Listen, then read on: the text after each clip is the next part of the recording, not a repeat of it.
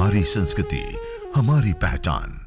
यज्ञ, योग, आयुर्वेद सदा रहे हमारे साथ। भारत के प्राचीन ग्रंथों एवं आधुनिक विज्ञान का दिव्य संगम, यज्ञ महिमा।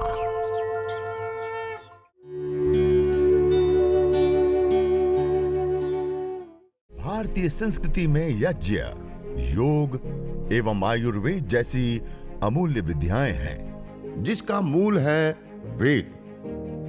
इतिहास की ओर दृष्टि डालें तो भगवान राम, भगवान कृष्ण से लेकर राजा महाराजाओं, ग्रामवासियों व अरण्यवासी ऋषियों की कुटियों तक नित्य व नैमित्तिक यज्ञों का प्रचलन देखने को मिलता है। अभी हम जो जल सिंचन करेंगे तो आपका मुख जिधर है उसको आप समझेंगे आपकी पूर्व दिशा, ठीक है, और उसको ध्यान में रखते हुए हम जल सिंचन करेंगे। सबसे हम पहले हम पूर्व दिशा में दक्षिण से उत्तर की ओर धारा बनाते हुए पहला जल प्रोक्षण करेंगे। భగవంతుడికి భోజనం పెట్టబోతున్నాం, తృప్తి చేయబోతున్నాం। దయచేసి జల ప్రసేచన చేయాలి। కుడి చేతి అంచెల్లో మనం నీరు తీసుకొని మీ హవన కుండం యొక్క ముందు వైపుకి, అటువైపు తూర్పు వైపుకి, మీ హవన కుండం యొక్క ముందు వైపుకి, దక్షిణం నుంచి ఉత్తర వైపుకి, అంటే కుడి చేతి నుంచి ఎడమ చేతి వైపుకి నీళ్లతో శాఖ వస్తుంది కదా, దారగా పోయాలి। హవన కుండంలో నీళ్లు పడద్దండి, నెయ్యిలో నీళ్లు పడద్దండి, దీపంలో నీళ్లు పడద్దు, సామాగ్రిలో నీళ్లు పడద్దు। హుషారుగా జాగ్రత్తగా మీరు పల్లెంలో పోయొచ్చు, అర్థమైందా, కానీ హవన కుండంలో పడద్దు। మెల్లగా కుడి చేతి నుంచి ఎడమ చేతికి శాఖ పోసినట్టుగా దారగా పోతారు। మొదటి మంత్రంలో ఓం అదితేను మన్యస్వ, రెండవ మంత్రంలో పరమణ దిక్కు అంటే మీ వైపు కుడి చేతి నుంచి ఎడమ చేతి వైపుకి నీటిని దారగబోతాం। ఓం అనుమతేను మన్యస్వ, అంటే మనం మూడవ మంత్రంలో ఉత్తరం దిక్కు అంటే మీ ఎడమ చేతి వైపు మన వైపు నుంచి ముందు వైపుకి, అంటే పడమర నుంచి తూర్పుకి పొడవుగా నీటితో దారగబోతాం। ఓం సరస్వత్యేను మన్యస్వ, అంటే మనం నాలుగవ మంత్రంలో వెలిగించిన దీపం ఈశాన్యంలో ఉంది, ఈశాన్యం నుంచి ప్రారంభించి దక్షిణం వైపుగా మళ్ళీ పశ్చిమం నుంచి ఉత్తరం వైపు అంటే చుట్టూరా పరిక్రమ చేస్తూ దీపం దాకా నిలిపోయాలి, అగ్నిలో పడకుండా। ఓం దేవ సవితః ప్రసువయజ్ఞం ప్రసువయజ్ఞపతిం భగాయ దివ్యో గంధర్వాకేతపోకేతం న పునాతు వాచస్పతిర్వాచన్న స్వదతు। చూడండి, మంత్రం అయిన తర్వాత స్వామిజీ స్టార్ట్ చేశాడు, దీపం నుంచి స్టార్ట్ చేసి మెల్లగా చుట్టూరా పోస్తూ దీపం దాకా వచ్చారు। ప్రక్రియ సరిగ్గా నేర్చుకోవాలి। ఆ చివరలో ఉన్న వాళ్ళు ఎందుకు మాట్లాడుతున్నారు రండి మనం శాంతంగా ఆస్వాదిద్దాం। కలశాన్ని దీపం పక్కకి ఈశాన్యంలో పెడదాం। యజ్ఞం చేసేటప్పుడు శాంతంగా ఆస్వాదించాలి, అసలు ఒక్క శబ్దం మాట్లాడద్దండి, అర్థం కాకపోయినా హాయిగా ఆస్వాదించండి। రండి, మనం ఇప్పుడు యజ్ఞంలో అత్యంత ప్రధానమైంది 4 ఆహుతులు ఇవ్వాలి। రోజు ఎన్ని ఆహుతులు ఇవ్వాలి? ఫస్ట్ 4 ఆహుతులు మనం ఇవ్వబోతున్నాం। హవన కుండంలో ఏదైతే ఉత్తరం దిక్కున్న సమిధ ఉంది కదా, ఆ సమిధ పైన పశ్చిమం నుంచి తూర్పుకి, సమిధ పైనే పశ్చిమం నుంచి తూర్పుకి పొడవుగా నెయ్యి వేసి అక్కడ ఆపేయాలి, అర్థమైందా? ముందు మీ ఎడమ చేతి వైపు ఉన్న సమిధ పైన పశ్చిమం నుంచి తూర్పుకి పొడవుగా నెయ్యి వేసి ఆపాలి। అందరం స్వాహ అన్నప్పుడు గట్టిగా అంటూ వేద్దాం। ఓం అగ్నయే స్వాహ, ఇదమగ్నయే ఇదన్న మమ, ఓం సోమాయ స్వాహ, ఇదం సోమాయ ఇదన్న మమ, ఓం ప్రజాపతయే స్వాహ, ఇదం ప్రజాపతయే ఇదన్న మమ, ఓం ఇంద్రాయ స్వాహ, ఇదమింద్రాయ ఇదన్న మమ, ఓం అగ్నిర్జ్యోతిర్జ్యోతిరగ్ని స్వాహ। నిజామాబాద్ వాళ్ళకు సప్పుడు రాదా? మా మేడ్చల్లో మాట్లాడితే ఇంటికి వస్తుంది। స్వాహ అందం గట్టిగా ఆహుతిద్దాం శ్రద్ధగా। ॐ अग्निर्वर्चो ज्योतिर्वर्च स्वाहा। ॐ स्वाहा। ॐ सजुर्देवेन सवित्रा सजुर्रात्रिन्द्रवत्या जुषाणो अग्निर्वेतो स्वाहा। ॐ भूरग्नये प्राणाय स्वाहा।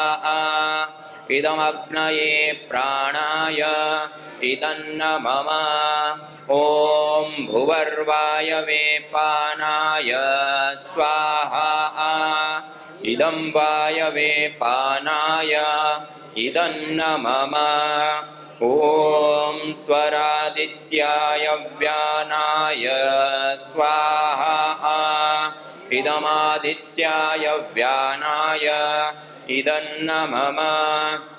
ॐ भूर्भुवस्वरग्निवायवादितेभ्यः प्राणापानव्यानेभ्यः स्वाहा। इदमग्निवायवादितेभ्यः प्राणापानव्यानेभ्यः इदन्न मम। ॐ आपो ज्योतिरसोऽमृतं ब्रह्म भूर्भुवस्वरों स्वाहा। ॐ या मेधां देवगणपितरश्च उपासते तया मामद्य मेधयाग्ने मेधाविनं कुरु स्वाहा। ॐ विश्वानि देव सवितर्दुरितानि परासुव यद्भद्रं तन्न आसुव स्वाहा। ॐ अग्नेनय सुपथाराये अस्मान् विश्वानि देववयुनानि विद्वान् युयोध्यस्मज्जुहुराणमेनो भूयिष्ठान् ते नम उक्तिं विधेम स्वाहा। ॐ भूर्भुवस्वः तत्सवितुर्वरेण्यं भर्गो देवस्य धीमहि धियो यो नः प्रचोदयात् स्वाहा।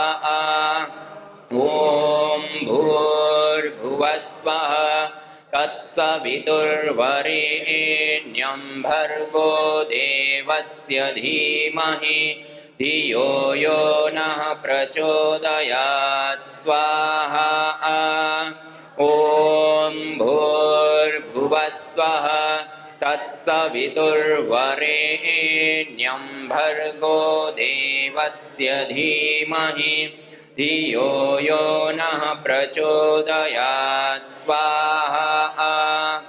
ॐ त्र्यम्बकं यजामहे सुगन्धिं पुष्टिवर्धनम् उर्वारुकमिव बन्धनान् मृत्योर्मुक्षीयमामृतात् स्वाहा।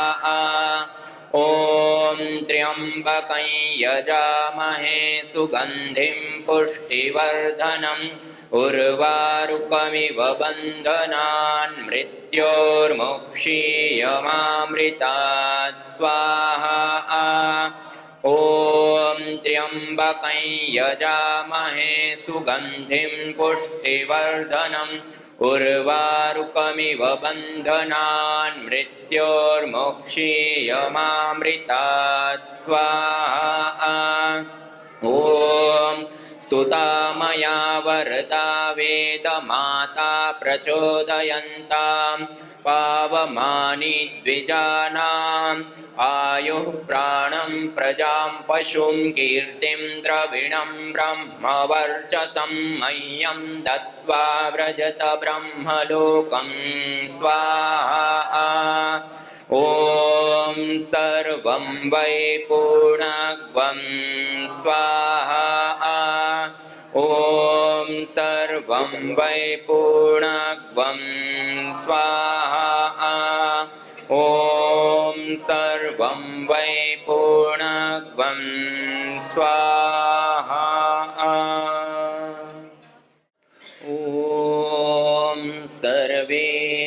भवन्तु सुखिनः सर्वे सन्तु निरामयाः सर्वे भद्राणि पश्यन्तु मा कश्चित् दुःखभाग् भवेत् हे ईश सब सुखी हो कोई न हो दुखारी सब हो निरोग भगवन धन धान्य के भंडारी सब भद्र भाव देखे सन्मार्ग के पथिक हो दुखियान कोई होवे सृष्टि में प्राणधारी हे नाथ सब सुखी हो कोई न हो दुखारी सब हो निरोग भगवन धन धान्य के भंडारी ओम शांति शांति शांति చేతులు జోడిద్దాం. ఓం శ్రీ గురుభ్యో నమః. बोलो सच्चिदानंद भगवान की जय. योगेश्वर कृष्णचंद्र भगवान की जय.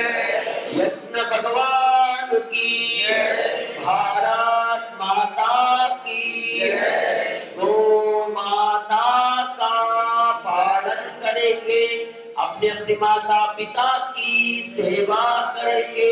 वंदे वंदे. इस प्रकार हमने यज्ञाग्नि के अंदर मंत्रोच्चारण पूर्वक आहुतियां प्रदान कर कुछ देव यज्ञ की विशेष आहुतियां मेधा की कामना के लिए या मेधाम दूरितों को दूर करने के लिए विश्वानी देव सुपथ के लिए अग्नेय सुपतार राय और संपूर्ण परिवार के योग और क्षेम के लिए स्तुतामया आदि विशेष आहुतियां भी हमने प्रदान की और उसके साथ साथ गुरु मंत्र और महामृत्युंजय मंत्र से भी हमने विशेष आहुतियां प्रदान की. तो इस प्रकार से इस यज्ञ को हवन को करने पर अलग अलग विभिन्न प्रकार के लाभ हमें प्राप्त होते हैं जिसके बारे में हमने जाना. तो इस प्रकार से जो हम यज्ञ करते हैं हवन करते हैं अग्निहोत्र जिस अग्नि में हम आहुति देते हैं उसको कहते हैं यज्ञाग्नि. क्या कहते हैं? और जब अग्नि शांत हो जाए केवल ये अंगारे बच गए ना लाल लाल अंगारे बच गए इसको कहते हैं ब्रह्माग्नि. क्या कहते हैं? अब ये जो अंगारे होते हैं उसको 5-5 में ऐसे कर देते हैं और बीच में हवा ना जाए इस प्रकार से रख करके इसके अंदर हम विशेष आहुतियां देंगे. इसके बाद ये जैसे अंगारों को हमने 5-5 कर दिया उसके बाद गुग्गुल आपने धूप देखा होगा. आयुर्वेद में कहा गुग्गुलम धूप कामार्थम प्रसिद्धम मंगलप्रदम. ये गुग्गुल धूप कार्य के लिए प्रसिद्ध होता है और मंगलदायी होता है. बाह्याभ्यंतर देहस्य शोधनार्थम प्रकल्पयेत्. शरीर के बाह्य और आभ्यंतर दोनों प्रकार के शोधन में काम आता है. त्रिदोष समन करता है. और घृत गुलगुलो होमे च सर्वोत्पातादिर्मर्दनम कहा. घी और गुगुल का हवन करने पर प्रकृति में होने वाले सभी प्रकार के उत्पात शांत हो जाते हैं. और अथर्ववेद में कहा न तम यक्ष्मा अरुंधते नैनम सप्तो अश्नुते यम भेषजस्य गुलगुलो सुरभिर्गंधो अश्नुते. जिसको ये भेषज औषध गुगुल की सुगंधि प्राप्त होती है जिस घर में जिस परिवार में जिस व्यक्ति को उसको कैसे किसी भी प्रकार का कोई रोग ताप संताप या किसी भी प्रकार की कोई व्याधि हो सकती है कुछ अशुभ उसके जीवन में आ सकता है. जैसे गुगुल की धुनी की भी अथाह महिमा होती है. इसी प्रकार ये एक दिव्यष्टि हवन धूप है जो जोड़ा धूप आदि साल के पेड़ का गोंद राल आदि से विशेष रूप से बनाया जाता है. ये अस्थमा दमा या इस प्रकार की बीमारियां ना हो और बच्चों को जो नजले या सर्दी जुकाम या ऐसी एलर्जी की प्रॉब्लम हो जाती है उसके लिए माहौल को सुगंधित करने के लिए और रोग निवारण के लिए विशेष रूप से इसका प्रयोग करते हैं. तो उसको थोड़ा सा गाय का घी लेते हैं जो हमने आहुतियां दी ना हर दिन उसमें इतना घी लेते हैं कि हमारी आहुतियां पूरी हो जाए. उसके बाद 1 या 2 चम्मच घी बच जाए.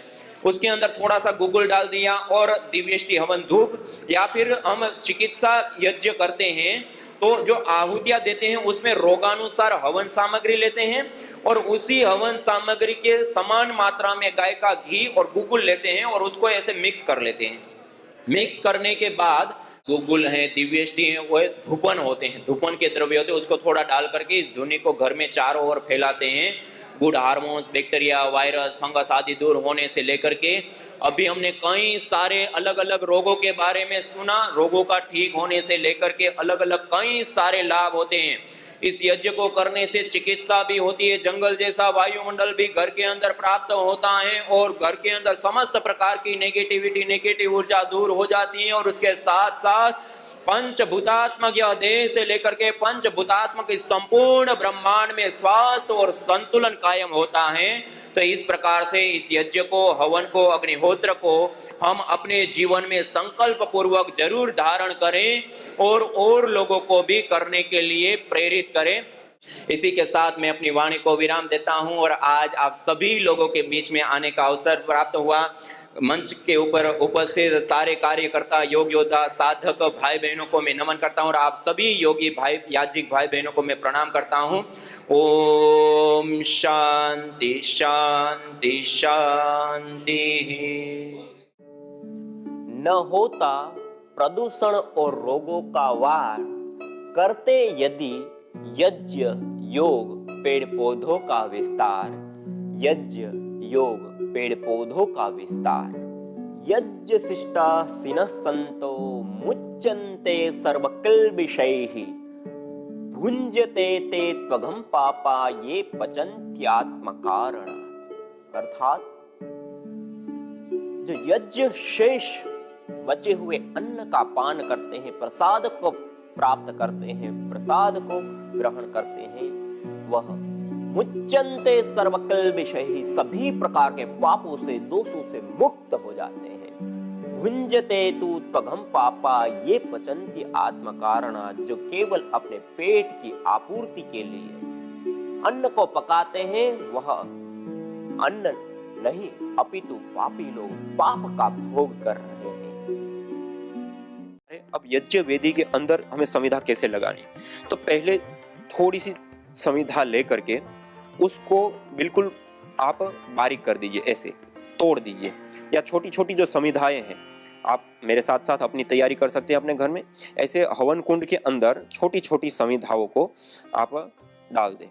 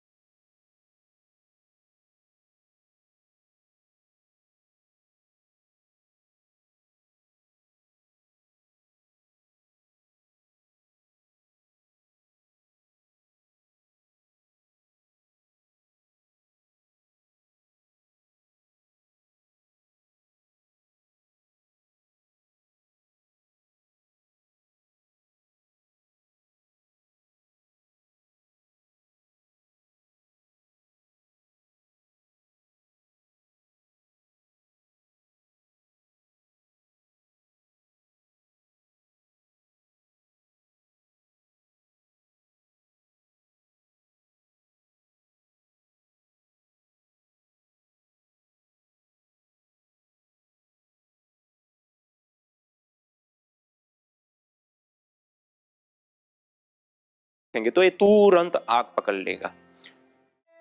यज्ञ भारतीय संस्कृति की मुकुट मणि है, प्रतीक है, मूल है।